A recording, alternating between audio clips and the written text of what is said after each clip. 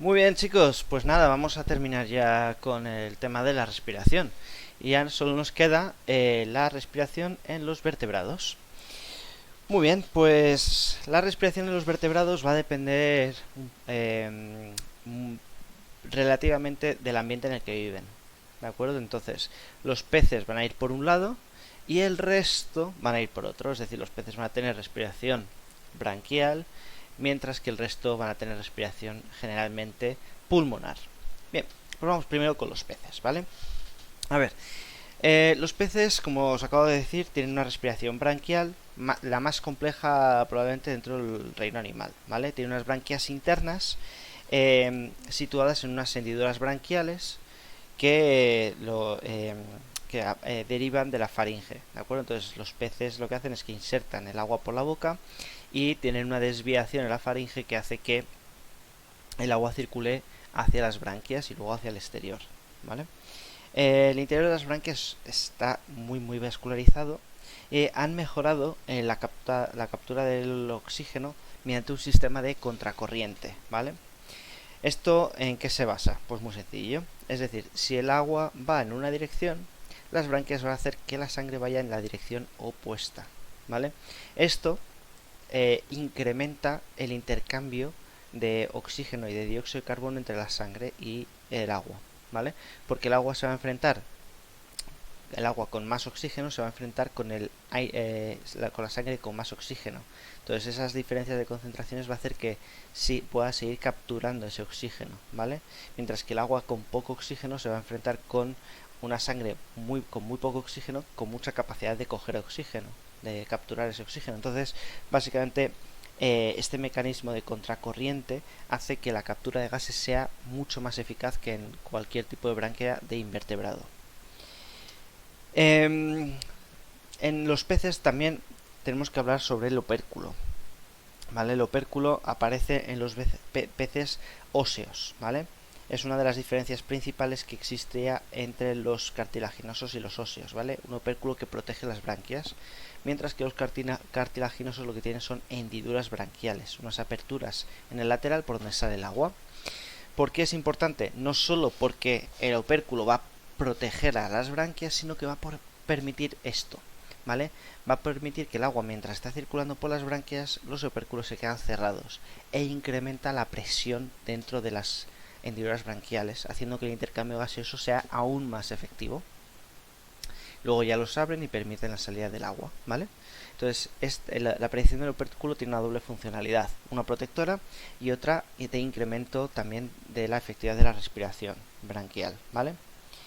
Bien, además los peces óseos son capaces de hacer un poquito de respiración cutánea, ¿vale? A través de la piel, concretamente en la mucosa de la boca, ¿de acuerdo? En parte del intestino, la vejiga natatoria y la epidermis de las aletas, ¿vale? La vejiga natatoria es un órgano que tienen los peces óseos que les permiten regular la flotabilidad, ¿vale? Se llena de aire, flotan más, se vacía de aire, flotan menos. También las tienen que en lugar de aire pueden tener lípidos, grasas. Obviamente esas vejigas natatorias no permiten la respiración cutánea, ¿vale? Bueno, y nos quedaría una última excepción dentro de los peces, que son los dipnos o peces pulmonados, ¿vale? Es claramente un grupo de peces que está entre, entre el medio acuático y la conquista del medio terrestre, ¿vale? Son peces que aunque tengan branquias y tienen una respiración principalmente branquial, también tienen pulmones, ¿vale? La vejiga natatoria ha evolucionado y se ha convertido en un pulmón, ¿vale? Esto les permite poder vivir en tierra durante periodos de tiempo medianamente largos, ¿vale? Sobre todo, pues por ejemplo, en peces más o menos pequeños para cambiar de una charca a otra cuando la charca se está secando, ¿vale? Y en peces más grandes, pues para cambiar de un lago a otro, por ejemplo, ¿vale? También pues desarrollan unas aletas más potentes para permitirles el reptar, etcétera, ¿vale? Bueno, vamos con la respiración pulmonar en vertebrados, ¿vale? Es decir, los 4 grupos de vertebrados que nos quedan ya van a tener pulmones, ¿vale?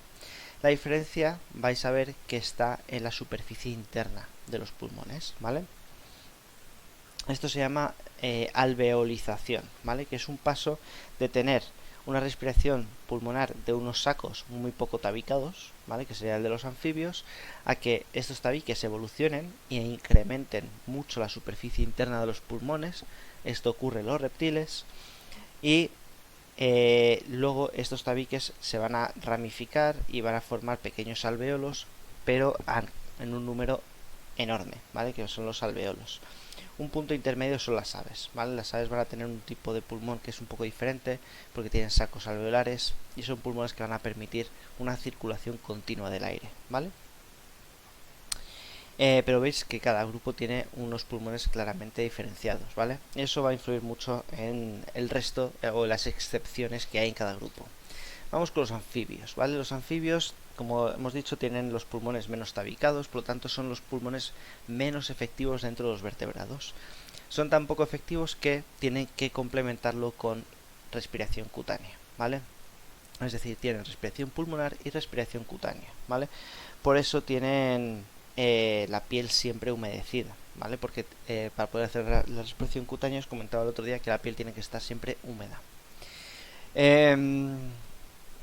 Pero y bueno, también sabéis que en el caso de algunas ranas y sapos tienen una boca, o sea, un saco bucal que les permite meter a mayor presión el aire dentro de la boca y así hacen la ventilación pulmonar mediante la boca, ¿de acuerdo? Es una ventilación bucofaringea.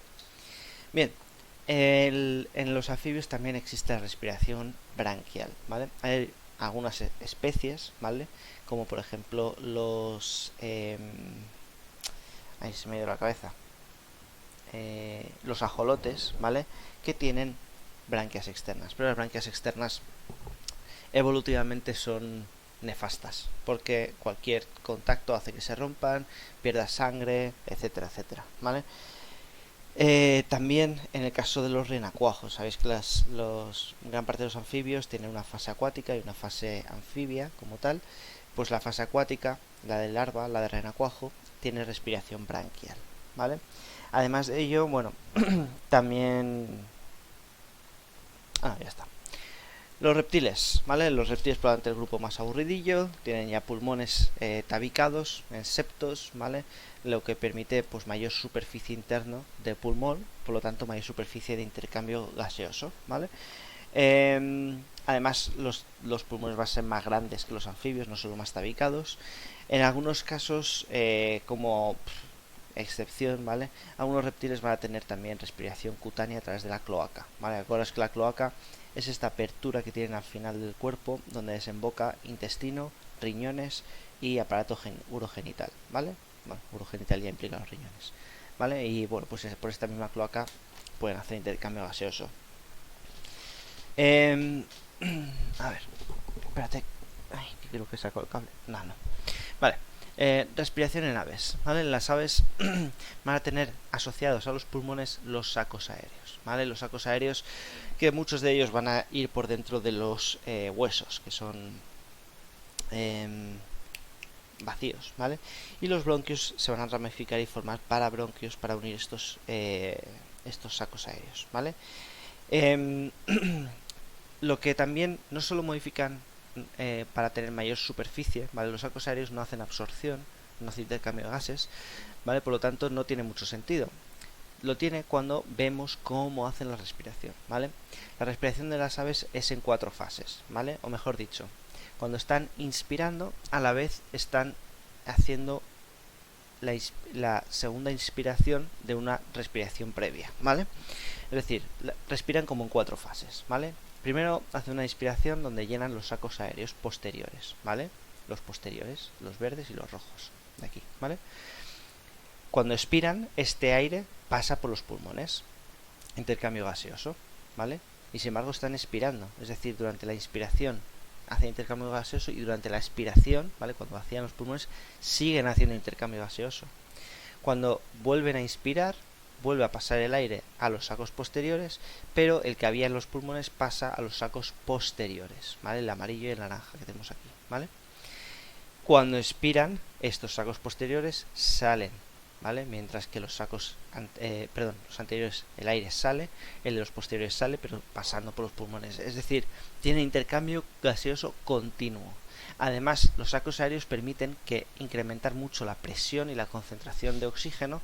Pensad que cuando subes en altura, la concentración de oxígeno es menor, y entonces las aves solucionan esto, el que haya menos aire en grandes alturas, mediante este tipo de respiración. Y ya nos quedaría solo el de los mamíferos, ¿vale? En cuanto a los mamíferos, bueno, ya más o menos lo conocéis porque es el nuestro, ¿vale?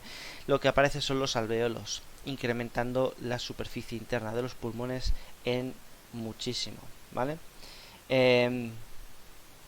Y además también aparece la pleura, ¿vale? La pleura es un saco que recubre los pulmones por fuera, y entre la pleura y el pulmón hay líquido pleural, ¿vale? Y esto nos va a permitir que la ventilación pulmonar sea más efectiva, creando unas presiones negativas, ¿vale? Con el diafragma y los músculos intercostales. Y nada, pues como un poco de curiosidad, porque muchos me lo soléis preguntar, el tema de los mamíferos acuáticos, ¿vale? Los mamíferos acuáticos separan el digestivo del respiratorio completamente, y entonces la tráquea conecta con el espiráculo, ¿vale? Mientras que la boca conecta directamente con el esófago, ¿vale? La faringe es esta zona intermedia, ¿vale? Que realmente ya no está conectado, no está conectado el digestivo con el respiratorio. O sea, los delfines no pueden atragantarse, por ejemplo, ¿vale? No pueden atragantarse comiendo, se les puede atragantar pues taponándose el espiráculo, ¿vale? Bueno, chicos, con esto acabamos el aparato respiratorio de los animales, ¿vale? De los vertebrados. También hemos visto el de los invertebrados. Para terminar la nutrición nos quedarían dos más, que sería el circulatorio y el excretor, ¿vale? Así que eso ya para las próximas clases. Un saludo y nos vemos pronto.